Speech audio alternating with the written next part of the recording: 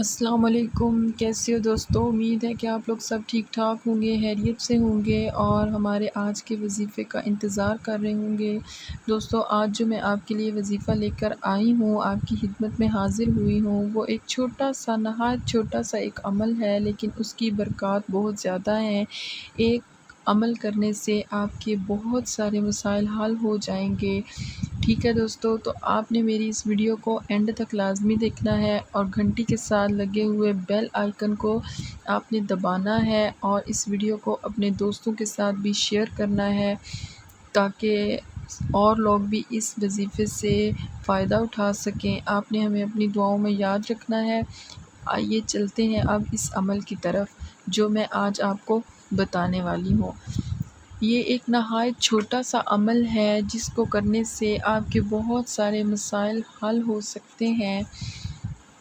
دشمن آپ کے ذلیل ہوں گے، آپ کے گھر سے بیماری کا ایسے خاتمہ ہوگا کہ جیسے بیماری جڑ سے ختم ہو گئی، بے اولادی کا خاتمہ ہو جائے گا۔ ایک عمل کے کرنے سے سارے مسائل حل ہو جائیں گے چٹکی میں۔ بے اولادی کا خاتمہ ہوگا، اللہ تعالیٰ آپ کو ایک چاند سا بیٹا عطا کرے گا، دولت کی ایسے ریل پھیل ہوگی، حاسدین کا خاتمہ ہو جائے گا، دشمن ناکام ہوں گے، ذلیل و خوار ہوں گے، آپ کو عزت ملے گی۔ کرنا آپ نے کیا ہے، ایک چھوٹا سا عمل کرنا ہے۔ سورہ کوثر کو آپ نے پڑھنا ہے بعد نماز فجر۔ قرآن پاک کے 30ویں سپارے میں ہے سورہ کوثر۔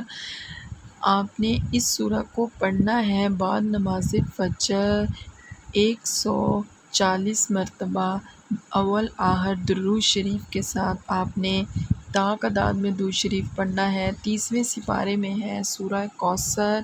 چھوٹی سی یہ سورت ہے، فجر کی نماز کے بعد آپ نے 140 مرتبہ اس کو پڑھنا ہے اور اپنے حق میں دعا کرنی ہے۔ انشاءاللہ تعالیٰ اس عمل کے کرتے ہی آپ کے بہت سارے مسائل آپ کے چٹکیوں میں حل ہو جائیں گے۔ جو لوگ بے اولاد ہیں، جن کو اولاد کی ضرورت ہے، وہ لوگ اس عمل کو بہت ضرور کریں اور ہمیں اپنی دعاؤں میں یاد رکھیں۔ جزاک اللہ۔